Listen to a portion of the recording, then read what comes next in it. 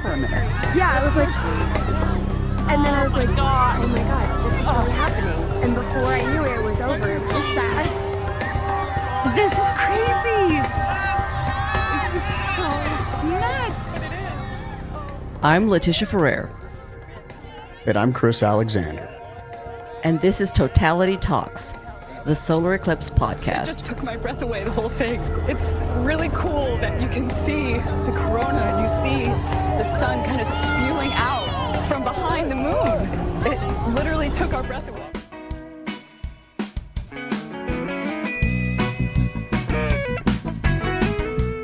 Welcome back to Totality Talks. In this episode, we have astronomer and eclipse guide from AstroTrails UK, Nick James. Let's jump right in. Hey, yeah, Nick James, welcome. Thank you. Thank you very much. Pleased to be here and happy 4th of July. Hey, thank you. So I'm just going to do a quick intro of what I know. I've traveled with Nick James several times with AstroTrails. He'd been on several of the tours with AstroTrails, most famously the COVID one, where we actually made amazing. it there. We were the crazy people risking our lives to see a total solar eclipse.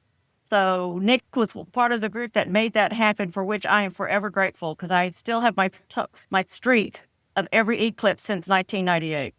Or an attempt to see every eclipse since 1998.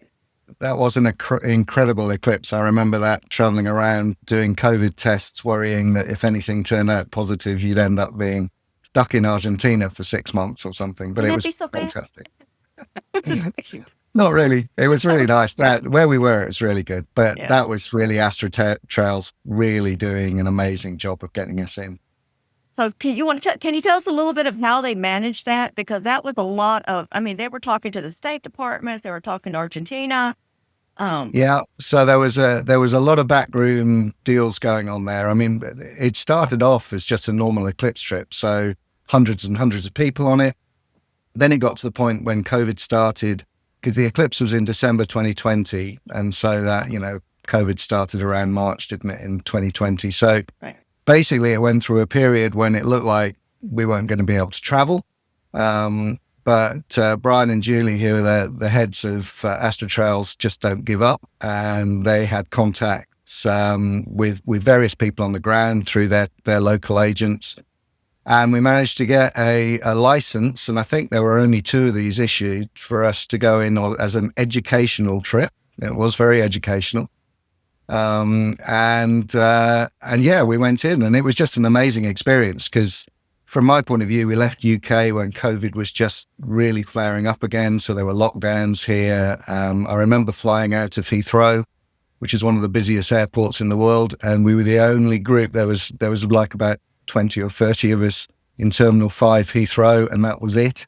It was just an extraordinary experience. And when we got to Buenos Aires, we got checked for COVID.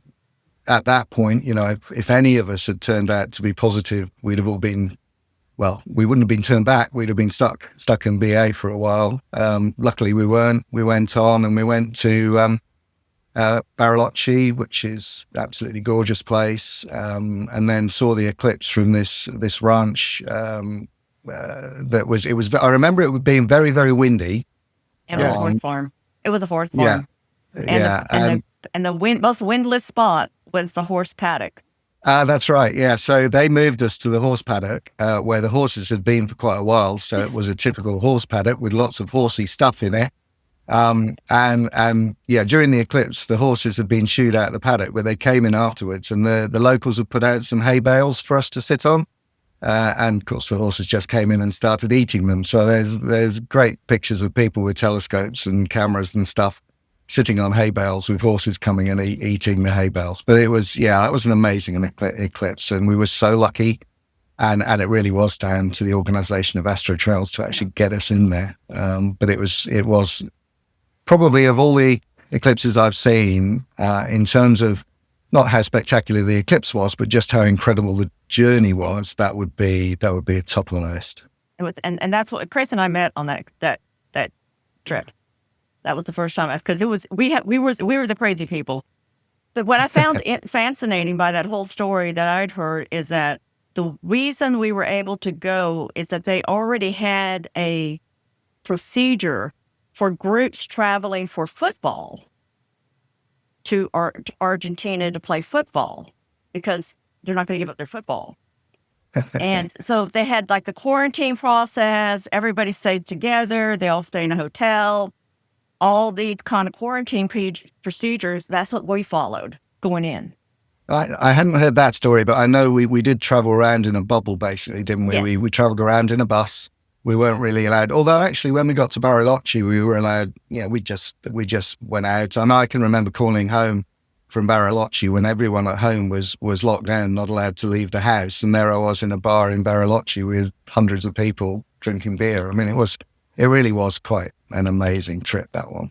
Well, what's interesting, Texas was kind of in that weird state back then. So I actually felt safer in Argentina because they at least had procedures. You got your temperature taken 5 times a day. Mm-hmm. So I actually felt safer in Argentina. To get on bus, to get in the hotel, temperature check. Yeah, every time we got on the bus, we had a test, and they had these thermal cameras that they pointed at us. I'm not sure how effective they were, but they did have all of those. Well, nobody got sick on the trip. No, no one got sick on the trip. And when we came back, again, it'd be different for me, but when we came back into UK, we had to have a mandatory 10 days of quarantine flying back in. But it was coming up to Christmas, so essentially we just did that hold up at home for Christmas. And it was shortly after that, I think we got back that South America closed the borders to the UK, because the UK had a really strong strain of COVID, and so we weren't allowed to travel at all. So the timing was just perfect. The eclipse itself was spectacular. We had those high clouds that we were kind of worried about, and they whisked off. And actually, I've got this picture right here, back here, that is taken from that. And that's when we had those clouds. When we went back and looked at our images later on, we could see shadow bands in those high clouds. Yeah. And that was amazing, seeing the shadow bands in the clouds. And I think it was Andreas Miller that pointed that out. He's like, saturate or turn up your clarity, and they all pop out. And so it's my favorite ones. And we did have amazing shadow band on the ground. On the ground. We had amazing shadow bands on the ground. Yeah. I mean, it was like all eclipses, total eclipses, the experience is just overwhelming, but it was a beautiful one. And I've got some GoPro video of it where you see those clouds go across, and then as they clear, you see the kind of rainbow colors in the clouds, and then the beautiful corona. So it was an amazing, I remember that trip, for so many reasons, the actual, just the experience of traveling, but the eclipse was fantastic too. Yeah. Venus popped out real early. Yeah. And 10 minutes before, like great view of Venus, and that wind was something else. That was no, it was good. I think it was that one that there was a comet as well. Andreas got during the Totality, and then there was another bright comet as well there. So there's always something about an eclipse, isn't there? And that one just was just something else. It really was. Well, tell us a little bit about the history of AstroTrails, and I guess Brian McGee, and how that all started, and how far you guys have expanded into multiple trips. And go back to explorers. Go back to explorers. Right. Yeah. Well, or yes, even before then. So I think the first big thing. So it started off with Brian and his brother. This was a long time ago, back in the early 70s. And I think the first big thing they did was the Monte Umbi trip for the 1973 eclipse, which was the long Saros eclipse in 1973, where they basically had a ship off the coast of Africa to go and see that eclipse. And that was, there's an old film you can find on YouTube of that. And it's basically, it was mainly in those days Brits doing it. So it was a British company. It was mainly Brits. It had Patrick Moore, who's very famous British astronomer of those days, on board the ship, and lots of stuff went on, and they got to see the eclipse. And there are people around you meet when you travel to go and see eclipses who were on that Monte Umbi ship, and it's kind of like the the sort of almost rite of passage of eclipse chasers to be on that ship. If you were on that ship, you really were a proper eclipse chaser. Well, that was the Saros 136, which that was the first eclipse I saw in 1991. Yeah, so we'll come to 91 in a minute, which is my first eclipse as well, but I didn't see it, and I blame the weather in Hawaii for that. Yeah. But we'll come to that one. But yeah, so it's that Saros, which is the Saros, of course, next year for the long eclipse that we have. Which we're all, I'm sure, going to be going to. So that's kind of where it all started. But of course, in those days, travel was, we kind of forget these days how much travel we do and how relatively easy travel is. And in those days, it was much more difficult. And so it kind of, there was that, but then they developed into running eclipse trips, but they were still quite small scale operations, and they were still mainly UK based operations. And then, the first one that I went on as a guest on that trip was the 91 one to Hawaii. So I'd saved up all my money. That was, again, going to be a long eclipse. It was going to be, I was really looking forward to it. I mean, it was a vast amount of money in those days. And unfortunately got to Hawaii. We landed at Hilo. So you could be both sides of Hawaii. We were actually at Kona. I think we ended up at Kona, which was on the western side, isn't it? Yeah, it's on the dry side.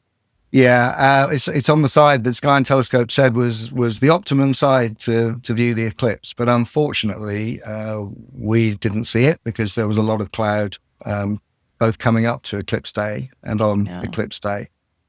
And for me particularly, it was very frustrating because we'd decided that we would try and get out of Kona up the coast a bit. So we rented a car.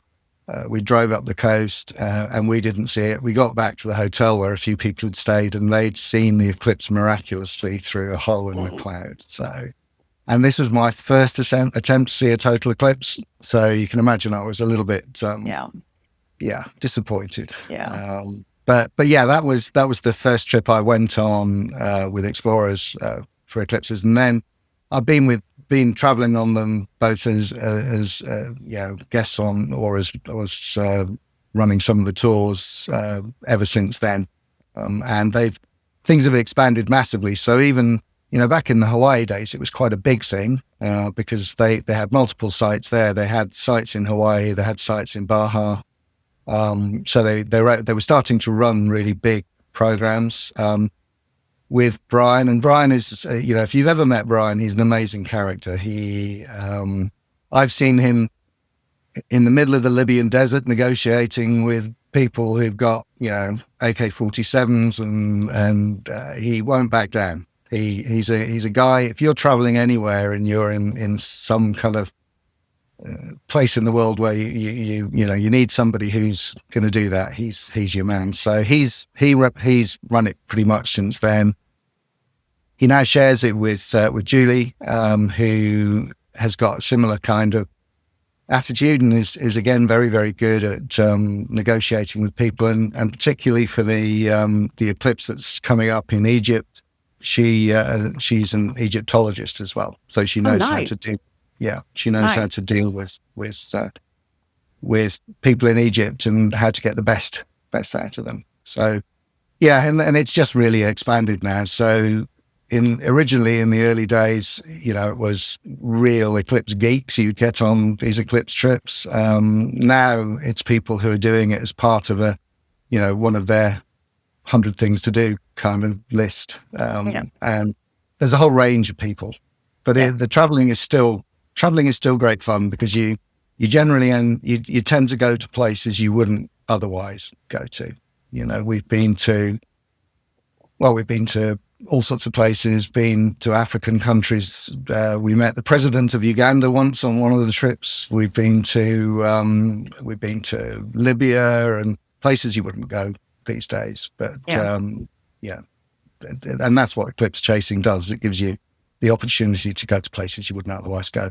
I met explorers in 2002, and I joined you guys for the 2002 eclipse. And then we took the train up to Alice Springs with you. Yeah. That was, I remember that was a great eclipse. So you saw it from Woomera, was it? Yeah. Yeah. I mean, again, that was another amazing example of a site that you never go to, right in the center of Australia, this old rocket launching base that Brian persuaded them to kind of reactivate the old hotel there so that we had a place to stay. And a great eclipse that was. Again, a very windy eclipse, I remember. Yes. Sun very low down. It set in partial phase after totality. Yeah. But yeah, that was amazing. That was an amazing trip. And I love the trip. We went all the way up to Alice Springs and came back with you guys. We took the train with you guys all the way up to Alice Springs and one of the side trips. Yeah. And that was just great. That was just a beautiful trip. I remember we managed to drink the bar dry on that train, which was one of the issues we had. They had to stop somewhere and restop. But, eclipse chasers can do that. Yeah. Especially after an eclipse. Yeah. Just before we're staying sober so we can get everything in. And then after that, we're partying. Yeah, definitely. Well, you guys do so many itineraries per eclipses. Why don't you take us through that kind of planning? How do you decide where to go, and do you just split the land and the sea, and how does that process happen? Yeah, I mean, part of that again. So I'm involved from the point of view of checking out the sites and checking out the characteristics of the eclipse and the sites and that kind of thing. But most of that work's done by the AstroTrails people, and they've got a reasonable team who do that. I mean, I guess part of it is logistics. When you've got a very, very large number of people that you want to take on a trip, you want to split them across multiple sites, because hotel rooms are potentially difficult to get for enough people. But also, I think it offers people the opportunity to choose places that they'd be interested in going and different experiences. So if you look at the one that's coming up for the one in next year, the long eclipse over Egypt, there's a number of different options there. And I think it's kind of a personal choice as to whether you want to go and get the longest eclipse that you can in Egypt, where the weather in the middle of the summer in August is going to be pretty searing hot sun, whatever, but you've got the opportunity to see an eclipse from an amazing site like Luxor, or to choose sort of sites along the North African coast, which are going to be probably a little bit less stressful to get to. So I think, it's offering people the choice of different sites as a way of kind of different people have different requirements for what they need.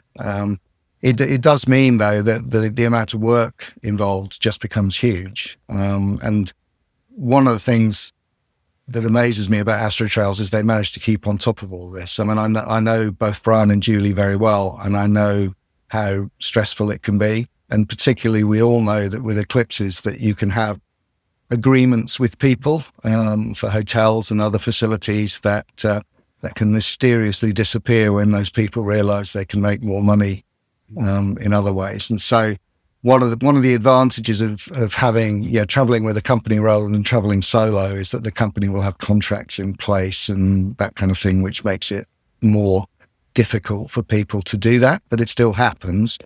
And I've been involved in situations where there've been last minute things coming, just a few weeks before you're taking 400 people to a place where things change. And so I know it can be very, very stressful. So I'm lucky. I'm outside of all of that. I deal with the kind of scientific stuff and whatever, but it's Brian, Julie, and the team at AstroTrails who do all that really hard work to make sure that when people get there, there really are hotel rooms for them to stay in, and there really are buses to move them around, and there are flights to move them around as well. And Fingers crossed for 27. Yeah. Well, it generally works, though. It generally works really well. Yeah. Well, the one thing I do want to say is that for those of you who are considering an eclipse trip with a tour group, they do earn their money. They're not cheap, and I get that. They're not cheap. But especially if you're going to some place like that you don't, Right. that you're uncomfortable with, like Egypt, or even just Australia, which is, the other side of the world. It's great to go with somebody who knows who knows how it gets everything set up, and that you can just enjoy the eclipse and learn. So maybe you can go back on your own next time. Yeah. Yeah. I mean, there are lots of places you could go, you could go solo to, but there are a lot of other places where it would be really difficult to do. And given that you're going to see the eclipse and you've got lots of other things on your mind, trying to deal with all the other stuff would be really hard. And I think they definitely know what they're doing. There are other tour companies, I won't mention who they are, because there are some really good eclipse tour companies too, but there are other ones. There are other ones where it's really, the eclipse is really just a kind of sideline on top of normal travel companies. And so they don't have the level of knowledge to get people to the right place or to, check out the weather conditions, that kind of thing. So, well, to me, it was commitment. And 2020 proved the commitment. Yeah. 2020. Yeah. Oh, absolutely. I mean, that was right at the top of commitment, wasn't it? Yeah. Well, I was canceled from my trip. A bunch of tours canceled. And I remember pacing back and forth saying, I won't be denied. Somebody had to be doing this. And AstroTrails was there. They were like, hey, actually, we've got extra spots. Please come join us. And so that was brilliant and an exceptional experience. And, you felt confident the whole time, even though they were sticking things up our nose every so often. It was still like, you know what? These guys they've got it together. Yes, It's through. It's going to. A lot of it comes down to the fact they've got good local agents. They have really good relationships with the local agents and quite often also with the local government as well. And that really helps in a lot of places. Yeah, it's been very good traveling with them. So you mentioned that you're going to be doing a family trip for Spain. How did you decide to do that, or where are you going? And So it really comes down to the fact. So we've got 2 eclipses now coming up, which would be relatively easy to do for Europeans. And this coming Spanish one was easy. And the reason I wanted to do it is that I'm always going on about how wonderful total eclipses are. And I really wanted to show family and friends what a total eclipse looks like. So the last time I did this was back in 99. When we had an eclipse cross over the UK. We were clouded out for that one. So this is an opportunity just to take the family to Spain. It's my sister's 60th birthday as well, so we're going to celebrate that in Madrid and then head off up to just south of Burgos, which is where we're basing ourselves.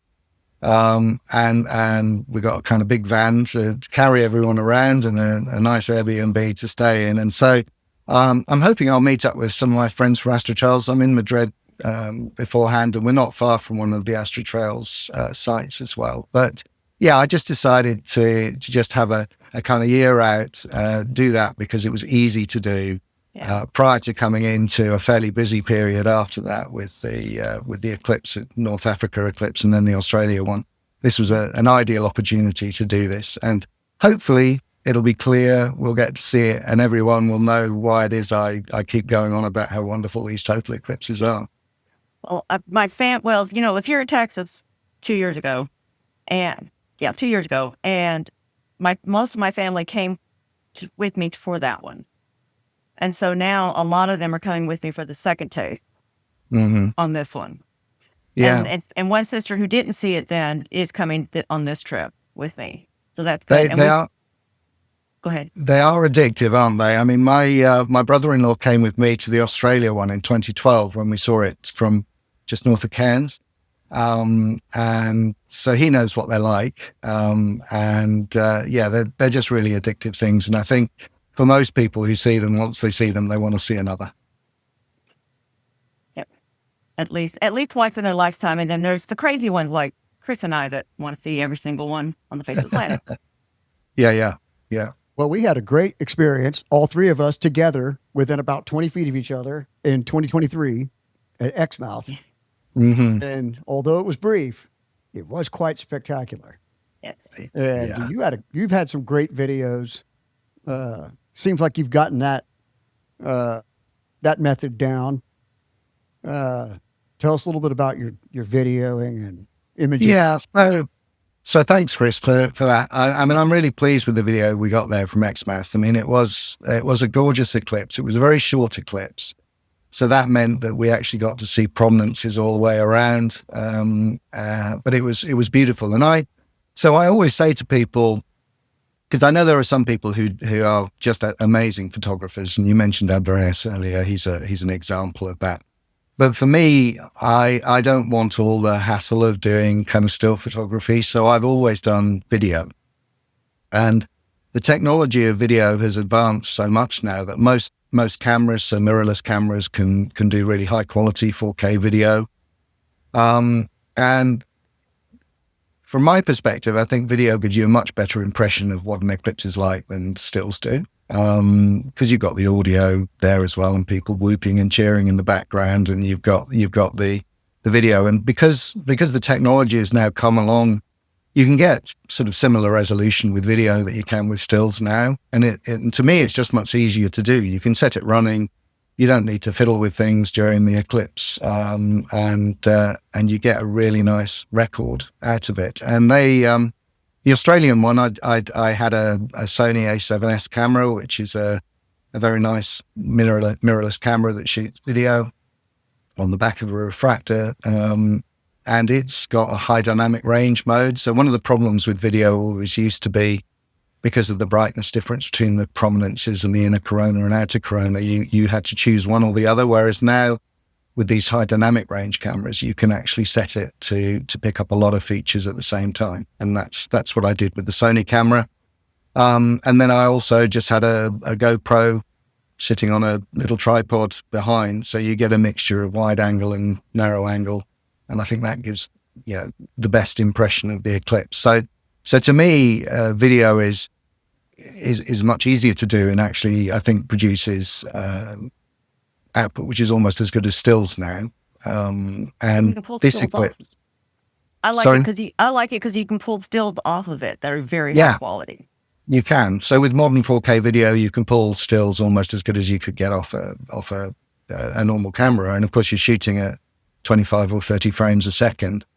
I think I would recommend, to anyone. I always recommend on the AstroTrails trips. If you're new to the eclipse, don't have a complicated system that you're going to spend time fiddling with during the eclipse and missing the visual spectacle, because that's what that's what really matters, is seeing it with your own eyes. And so video, I think, works far better for that. But I also think now the technology is so good with video that you can do pretty much what you can do with a still camera, but with a lot less effort.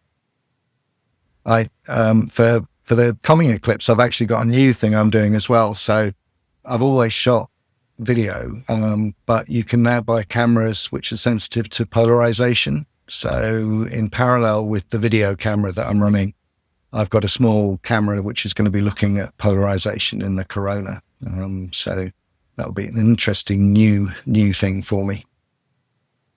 That's fascinating, because I was part of the Kate thing, and they were doing polarization. That's the whole new thing that they were doing with the solar eclipse, doing that whole line of eclipse pictures of everybody along the line, and they were doing the polarization. So I didn't realize we could do polarization video at a consumer level. Yeah. So the first I saw of that was actually in Exbath in 2023 when the Southwest University guys were there. And I spoke to Pat? them. Yeah, I think that's right. I spoke to them, and there is a camera you can buy, which is, so the camera they got was a more professional one, but there's a lower cost camera you can buy, which I've got, which has got a Sony sensor in it, which is sensitive to linear polarization. So you can effectively see the different polarizations in the corona. So I've got that rigged up to go. It's on a side-by-side mounting with my video camera, and I'll be using that in Spain if I get clear skies, seeing what the result is. It's the first time I've done it, and the trouble with eclipses is it's very difficult to practice before the event.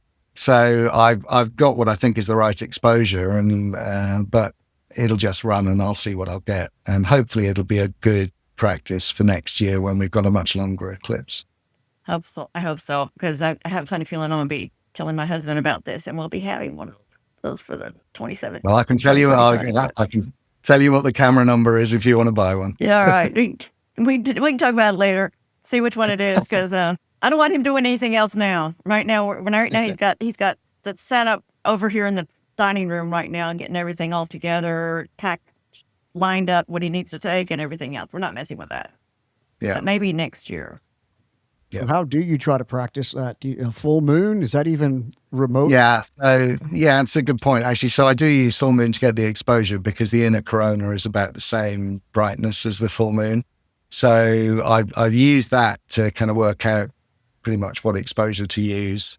And unlike the video camera, which I can actually adjust the exposure through the eclipse just with a little hand controller, this thing has got to be on a fixed exposure through the eclipse just because of the way it's set up. So I'm gonna set it up to that and just keep my fingers crossed and hope that it works.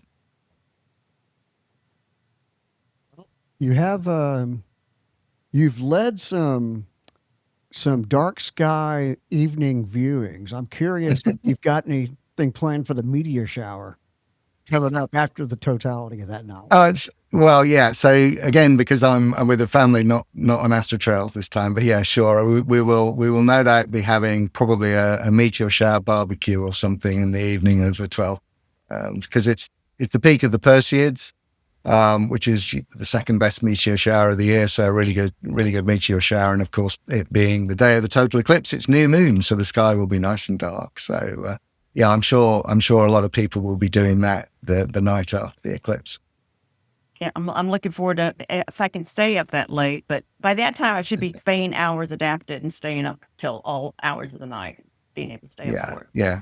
I mean, so one of the nice things for me being on this family trip rather than with AstroTrails is that I've had situations before where we've kind of had the eclipse late one day, and then you've got an early flight out of an airport the next morning.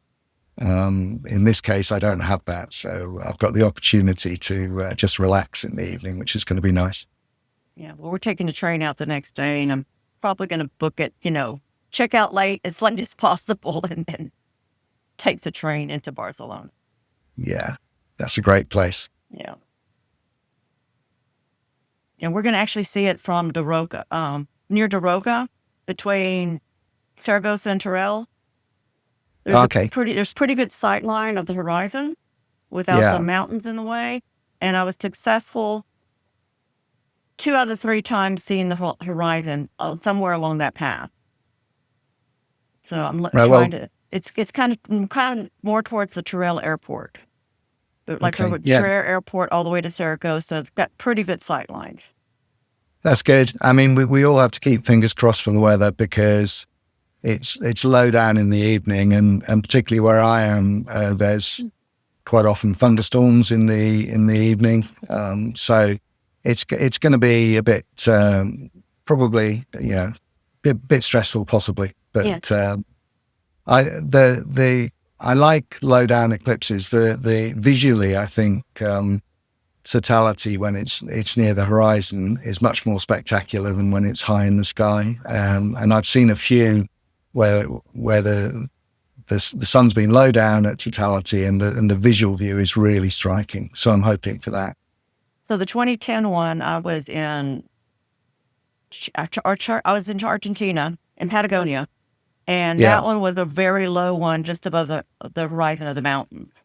And I got that beautiful shadow effect of it coming across over the eclipse, and it was beautiful. That was 2010. I was one of the first people who got their video up. Yeah. And lots of people stole it. Yeah. Yeah. Well, that's the internet, isn't it? But it's just seeing that tunnel of shadow when the sun is low down. Also, I think it's just a bit like the kind of illusion you get when the moon's low to the horizon, everything looks bigger.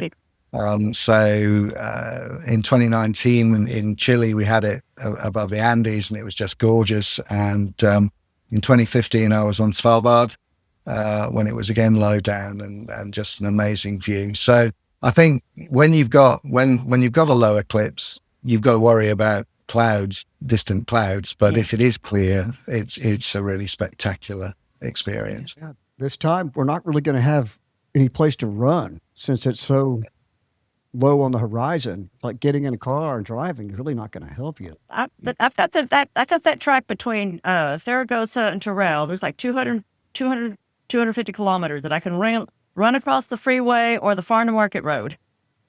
Yeah.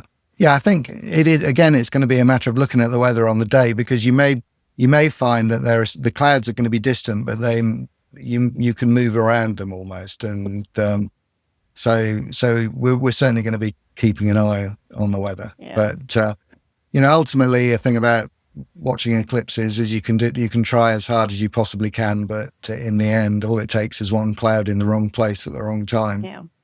Yeah. Or it could take one person. So you mentioned 2019. That was my first traveling out of the country to see a total. And that's where I met you, Nick. We were on the back row against that fence. It was Argentina. And some people, locals, were running along that road right before Totality. I remember Nick trying to tell these people in English who didn't speak English, don't run, but get down. Yeah. I learned the Spanish for sit down, please. And they were looking. I'm not sure I said please, actually, but yeah. It's. There's always that problem. I mean, I think it's always a thing about it's great to have some of the local people with you for an eclipse, because you get to see how just excited, because they've got no idea what to expect. Those of us who've seen an eclipse know what it is. We still get very excited, but we know what to expect. But for people who've not seen one before, it's just amazing being with them. So there's that balance between having local people around and experiencing that, but then the kind of distractions that they can cause and jumping up and down and whatnot. And because it was a low eclipse, and all our cameras along that back row were kind of pointed down towards the horizon, I think I did get slightly noisy. Well, you kept the drone out of the sky from one news agency. I will not mention it. But knocked that one out. I was like, that cannot happen. That drone and that balloon got to go. Well, that was a local TV company, I think, had that drone. But yeah, we had a good speaking to them, and they decided not to fly it. Thank you. Yeah, that was a beautiful one. I'm looking at an image of it right now from that. And then the sun setting behind the Andes in partial. Yeah. We kind of got the horns in a sense. Yeah. Yeah, that's right. I mean, of course, this one coming up in August, the sun will set in partial eclipse from where we are in Spain as well. But you're not going to get the same kind of horn effect. It won't set that way. But it's always great to see a partially eclipsed sun setting after a total eclipse. Well, we've got an interview lined up with the Perseid elements people, and we're just noticing that there'll be a lot of mountains that you have to worry about. Yeah. For viewing this and shadows. And it's like, you won't be able to see totality if you're in this position. And I was kind of surprised, but do you go through that when you're picking locations? I know you're... Absolutely. I mean, things are much easier these days. It used to be that you actually had to go to a site maybe the year before or something and sketched out. These days with Google Earth and all of the topographic maps that you can get on site. I mean, there's a great site, can't remember what it's called, which will actually generate the horizon for you from any particular location. So obviously when the sun's low down, you have to be really careful about that.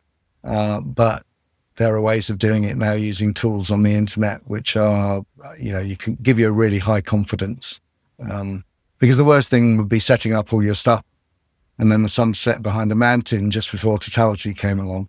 And that has happened to people. And, it's bad enough when it's just you, but if you're leading a group of people, there'll be a lot of very angry customers if that happened. It's a big risk. Well, it's not a risk if you're careful beforehand, I think. I mean, we can't do anything about the weather, but we can do stuff about mountains. Making sure that, we were talking to someone else who is actually on a cruise, but the cruise guy is not committed to the eclipse. And he's actually leaving the cruise to go catch a plane to go see the eclipse and then come back to the cruise. Yeah. I mean, there are plenty of stories out there about people who book cruises from cruise companies who are supposedly doing eclipse cruises, but who are basically just cruise companies that happen to have ships nearby. And there have been several occasions when those haven't worked out particularly well because the ship hasn't been in the right place. If I was going to go on a cruise to see an eclipse, I'd want to make sure that the people running it actually were doing it as an eclipse thing and not just something on the side. Yeah, I agree with you. I agree. And I've been on several of them like that. I mean, there's the 2012, I was actually on a diving cruise. And the owner of went on the ship, and he wanted to see the eclipse. So he had his position on the nice little K and everything. We knew exactly where we were going to be. Yeah. And then what other ones? I did the tour 2005. There was one from Tahiti, and then the one that came from the Galapagos. To see the 2005, which is another 30-second eclipse. Full of people that were crazy. Yeah. I mean, as long as you've got either somebody on board the ship who really knows what they're doing and can make sure that the captain really does get it to the right place, or the company who's selling the trip is doing it because it's an eclipse trip, then they're generally okay. But I mean, I always think, from my perspective, seeing an eclipse from the ground with lots of people around and locals and things is the way to do it, rather than I've never seen an eclipse from an aircraft. It's not something that really would do much for me, I think. And never from a ship either. Well, I have, just because they were hard to get to. I did the 2003 from an aircraft. If you remember back then, Fred Essenak did the one that was on the Russian ice ripper. Yeah. It was 30 days, and the cost for that one was $30,000 for an interior cabin sharing with somebody else. So the option that I ended up with was the flight, and for half that, my husband and I both went on the flight. First class. Yeah. So I got to see the eclipse from a plane, and it was just a much nicer trip than that one. Now, but like 2020, but you were talking about travel changing so much in the last few years. That was 2003, 18 years later when that Saros came back around for 2021. How many cruise boats were out there? 11? Chris? Yeah. There were 11 cruise boats in Antarctica to see that eclipse. And one didn't make it. One got quarantined. And we went out to see, came back 11 days later, and that boat was still sitting in the harbor. Yeah. Oh, hadn't moved. But our captain was really on board with the guide, and we ran around for 3 days adjusting our position, weather report, adjust position, and got all the way perfect into the great spot, had a great view, and then about 10 minutes before totality, the sea fog came up and blocked everything out. It got dark. We actually got to see partial. We got to see partial. Tiny. It got dark, all right. Darker than it had been since we were so far south. And it was... Yeah. No, I mean, there are occasions like that when it works. And the eclipse that's just coming up, AstroTrails has got a ship-based option up to the east coast of Greenland, which looks like it's going to be a really good option because the sun's much higher up and the weather prospects looks really good. And I know because it's AstroTrails that the ship will absolutely get to the right place. Well, you mentioned offline some people that were perhaps going to Mallorca. That's gonna be a gamble right there. Yeah, so there are those islands at the end of the track for the eclipse next month are really kind of big holiday islands for Europeans. So Mallorca, Ibiza, those kind of islands. And a colleague of mine in work who'd been on eclipses before hadn't actually booked anything, and I was talking to. He's got a young child as well, so kind of traveling's a bit more difficult for him. And he managed to book. I persuaded him, and he's managed to book a hotel on Mallorca. So yeah, I think the sun's only couple of degrees above the horizon. It's right at the end of the track, so you need a good sea horizon to see it, and you need to make sure there's no clouds within 500 miles or something of wherever you are. But it's certainly an option, and it's an island that has a lot of holiday infrastructure as well. So, but I was just quite surprised that they managed to get a hotel room. I think the trouble a lot with eclipses is that hotels will kind of hold blocks of rooms, hoping to sell them for more and more money. But then as it gets close to the event, either people cancel, they've maybe booked two rooms when they only need one, and that kind of thing. So stuff does come up. And of course, next year for the eclipse that we'll be heading probably to Africa to see, there is an option to see it from the south of Spain. And for Brits who can get really cheap flights down to the Costa del Sol, you could just fly down for the day, hire a car, drive to the south coast of Spain, see it and come back. That would be early morning, right? That's kind of the opposite side. Is it? I thought it was. I'm not sure what time of the day it is. That one actually. Not sure. Okay. It's probably more. It's probably mid morning. I'm not sure.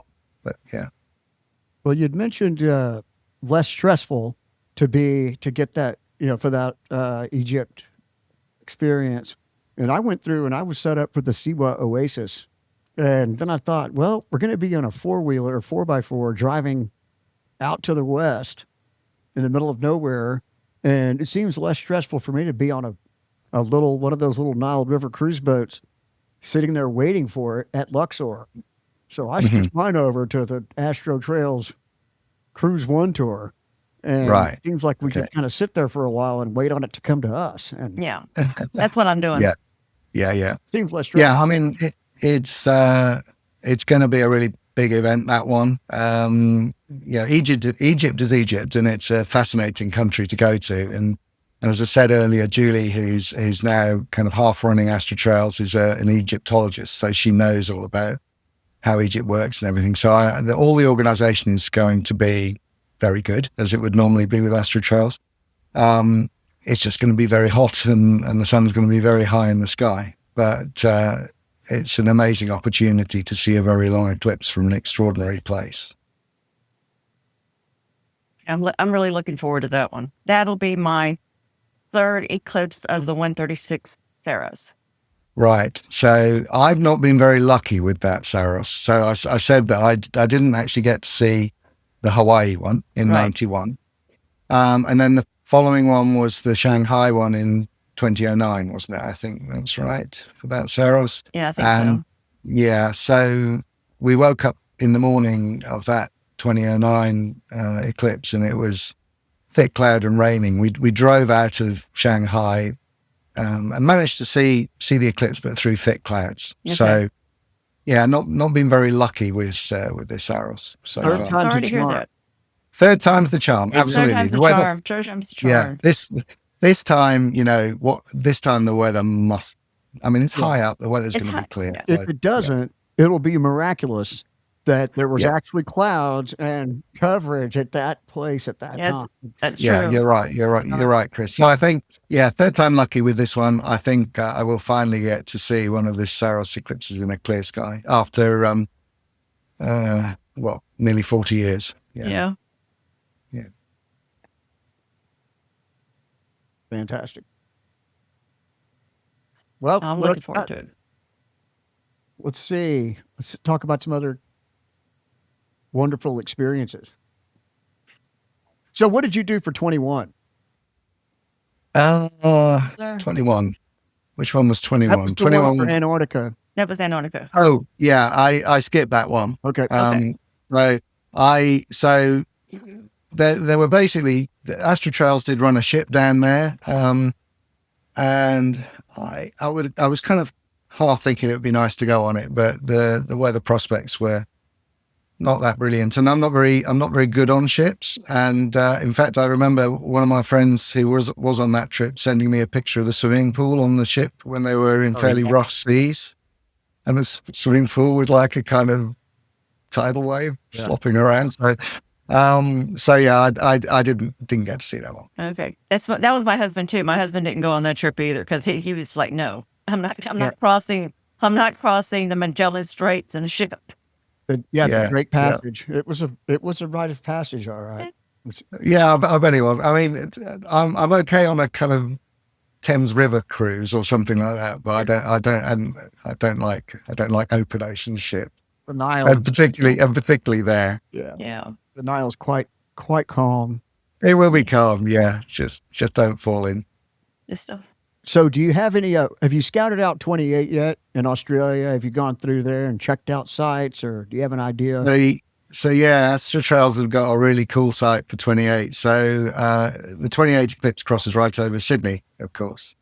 And AstroTrails, if you've ever been to Sydney, there's beautiful botanic gardens that overlook the harbour, overlook the Opera House. And so that's one of the sites that AstroTrails has got for 28. Nice. A really, really nice site. And then the other one is they've got a site, I think, in the Kimberleys, so more in central Australia. So there's kind of two options there. There's the Sydney one, which is the kind of would be absolutely awesome if the weather was good. I mean, just a beautiful site. And then the Kimberleys, which is a longer eclipse, but in a much more difficult to get to and challenging environment. I'm looking at a place called Devil's Marbles. That's a great Australian It's a name. great name. I'm just like, okay, I want to go see it there. Yeah. I mean, Australia's been, I mean, it's a big place, obviously, but it's been quite lucky with eclipses crossing Australia in the last 20 odd years or so. And of course, the one the year after in 2030 is Australia as well. I know. They've got a bunch. Mm. So, what are the weather prospects? Seems like it's going to be pretty good in the central of Australia. What are we looking at in the Sydney area?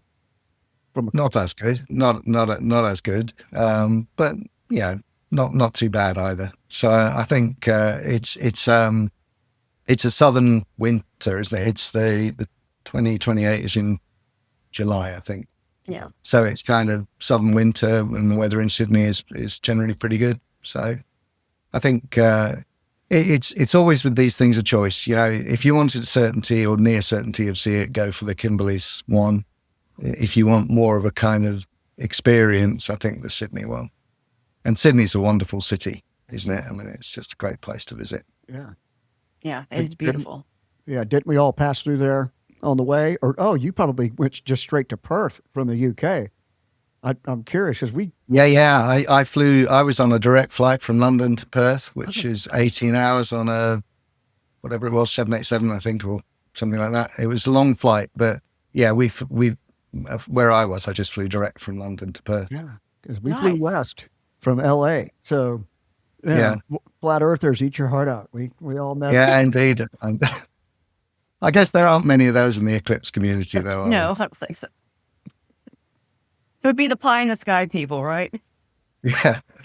It's where their worst nightmare. Flat earthers' worst nightmare is a total solar eclipse. Yeah, indeed. You know, we must have all imagined them. Yeah.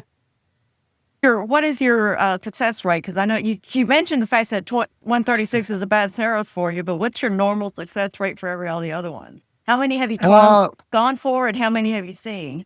So pretty good, actually. I mean, I've been in the umbra 18 times, and I think there are only 3 occasions when I've been completely clouded out. There've been a few occasions when there has been cloud, but not too bad. So that's not a bad record, I think. Yeah. That's pretty awesome.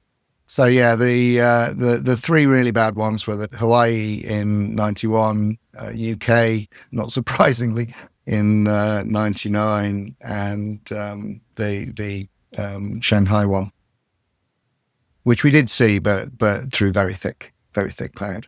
So yeah, I'm at 21 and 2 cloud out so far. That's very good. That's really good stats. 2013 and then 2021. Yeah. And then, you know, there have been the ones that haven't been perfect, but which have had all sorts of. So the one in Mexico, we were in Torreón in 24, and there was quite a lot of cloud around before the eclipse, but that kind of thinned out miraculously as Totality arrived. it wasn't perfect. The corona was definitely affected by the cloud, but I've never seen the kind of shadow tunnel so vividly as I did at Torreón because of the way that the shadow moved across the cloud. So I think, the thing about total eclipses, we all want clear skies, but even if there's a bit of cloud around, you can see other features. But Like the 2020 we were talking about earlier, where we got the rainbow effect around it. Amazing. And that was just amazing. it was. And that shadow bands on clouds, I've seen a few times. I saw it in 2010 from Hotel in the Pacific, and that was the first time I'd actually videoed it as well. So, shadow bands are pretty amazing things to see at an eclipse, but we all think about seeing them on the ground, but to actually see them projected onto clouds is interesting, and it tells you quite a bit about how shadow bands actually are made. So, that was good. But if anyone asked me, I mean, yes, the cloud effect's great, but if I had to choose, I'd like a perfectly clear sky.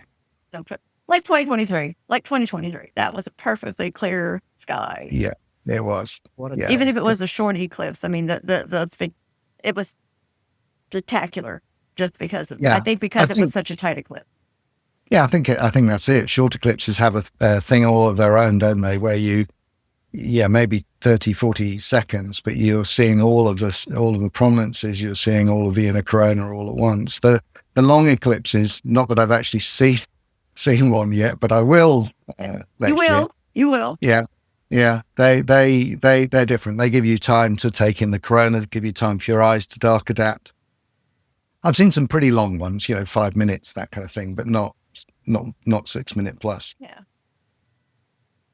So did we talk about where you were at for 24?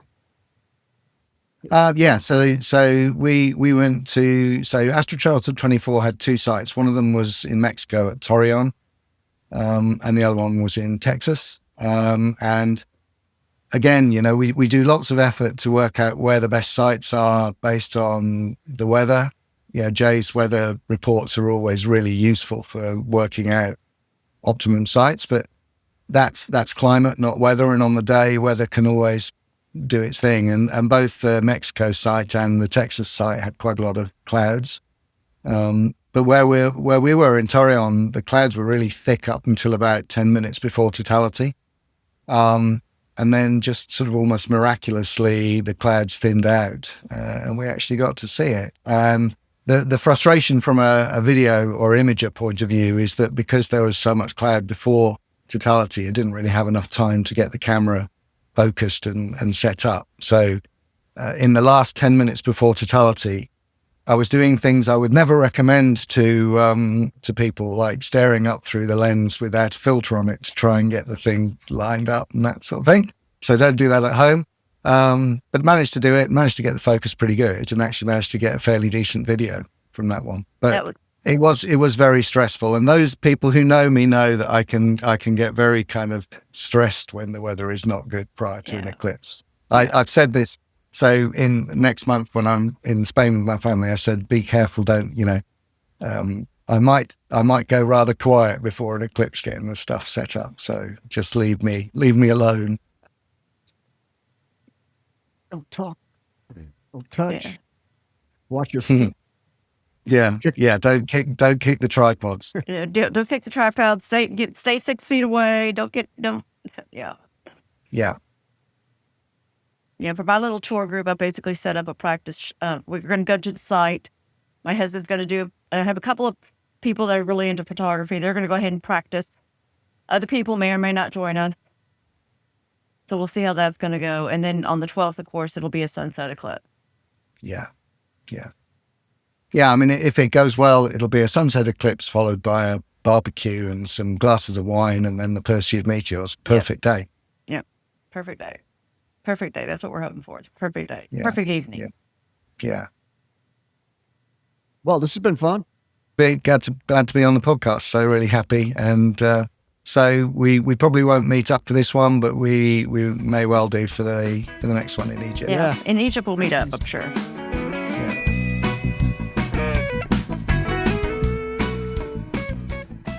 Well, that's it for this episode of Totality Talks. Hope you enjoyed our chat with Nick. In the next episode, we talk to Seva Helgi Bragason. He joins us from Reykjavik, and we talk all things Iceland eclipse. As always, clear skies.